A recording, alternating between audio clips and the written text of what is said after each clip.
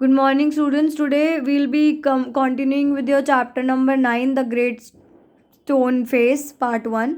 Again हम लोगों ने last time first comprehension read किया था. इस बार हम सेकेंड कॉम्प्रिहेंशन रीड करके स्टोरी को आगे कंटिन्यू करेंगे एंड समझेंगे कि आगे स्टोरी में क्या हुआ है. ठीक है. The years went on. The Ernest grew to be a young man. He attracted little notice from the inhabitants of the valley.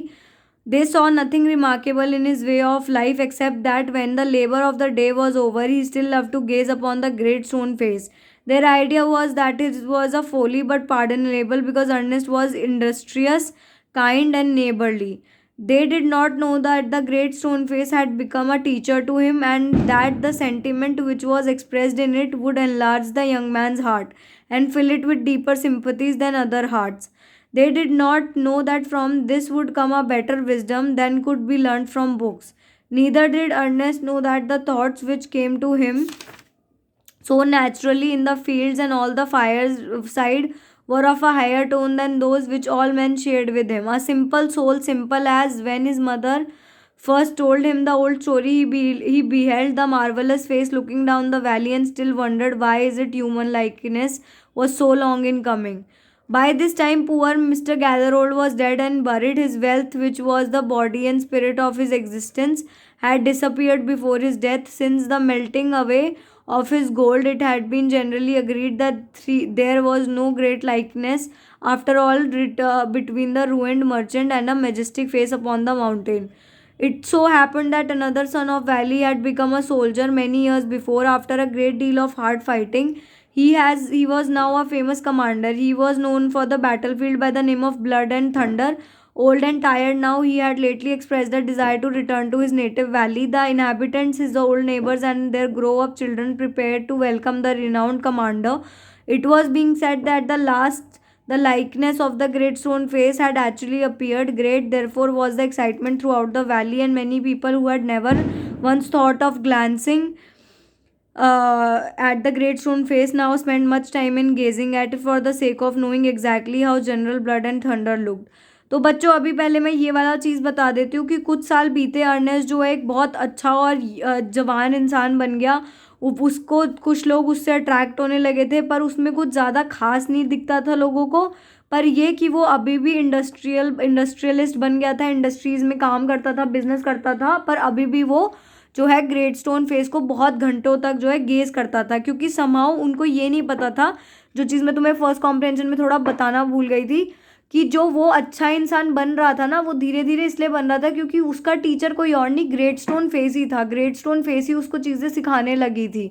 वो उसको देखता था और उससे विजडम मतलब होता है बच्चों जो हमारा होता है ना मच्योरिटी लेवल. हम बुढ़ापे की तरफ जाते हैं और हमें दुनियादारी समझ आने लगती है, हमें चीज़ों की अकल आ जाती है, समझ हो जाती है, उसको हम विजडम बोलते हैं.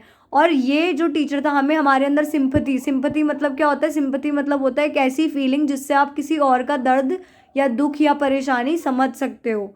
ठीक है. तो उसके अंदर औरों से ज़्यादा सिंपथी थी, उसका दिल बहुत साफ था, उसके अंदर बहुत विजडम आ रहा था. और ये सब आप सिर्फ किताबों से नहीं कर सकते. ये ऐसी चीज़ें जो किताबों से आए, ये उसको उन सब चीज़ों से मिल रही थी. ठीक है ना. और ना ही अर्नेस्ट को कभी ये सब मतलब ख्याल में आया क्योंकि वो नेचुरली इतना अच्छा था, साफ दिल का था कि जब से उसकी माँ ने उसको बताया था अबाउट द स्टोरी उसने अपने मन में रखा हुआ था और वो सीखता रहता था इन सब चीज़ों से, ग्रेट स्टोन फेस की तरफ देखता रहता था. बस इस टाइम में क्या हुआ, मिस्टर गैदरफोल्ड जो है उनकी डेथ हो गई और उनकी जितनी भी वो पैसे थे ना जो हम बोल रहे थे कि 100 साल भी कम पड़ जाते उसको गिनने के लिए, वो भी ख़त्म हो गई थी उनके मरने से पहले.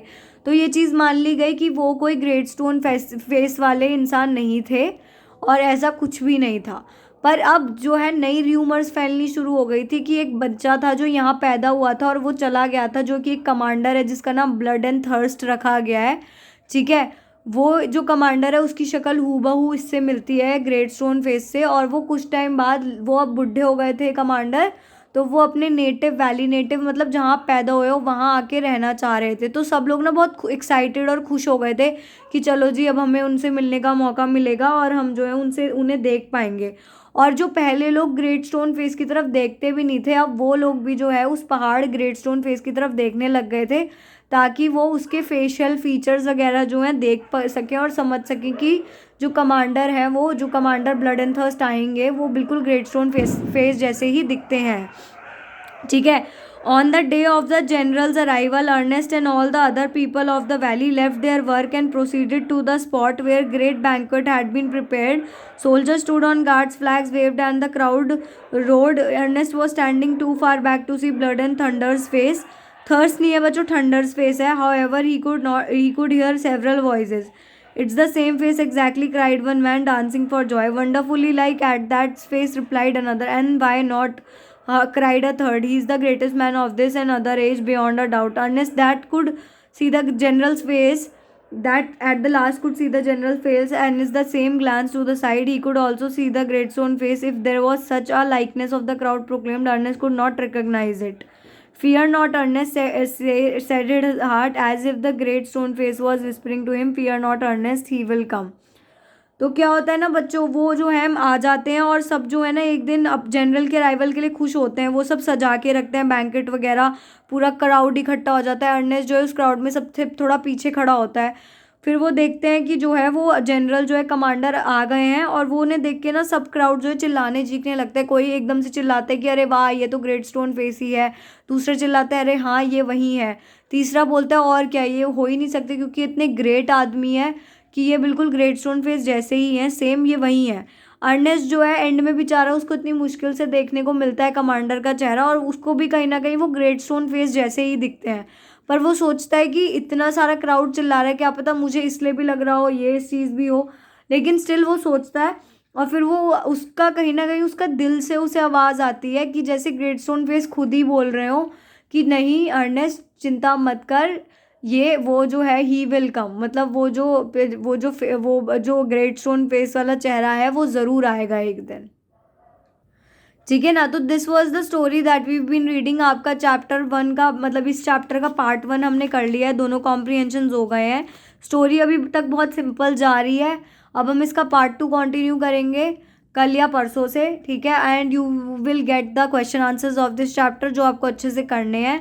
And this chapter has been really decent और इंटरेस्टिंग, तो अच्छे से रीड करना एक बार खुद से दोबारा दोनों कॉम्प्रीहेंशन और समझने की कोशिश करना। Thank you so much.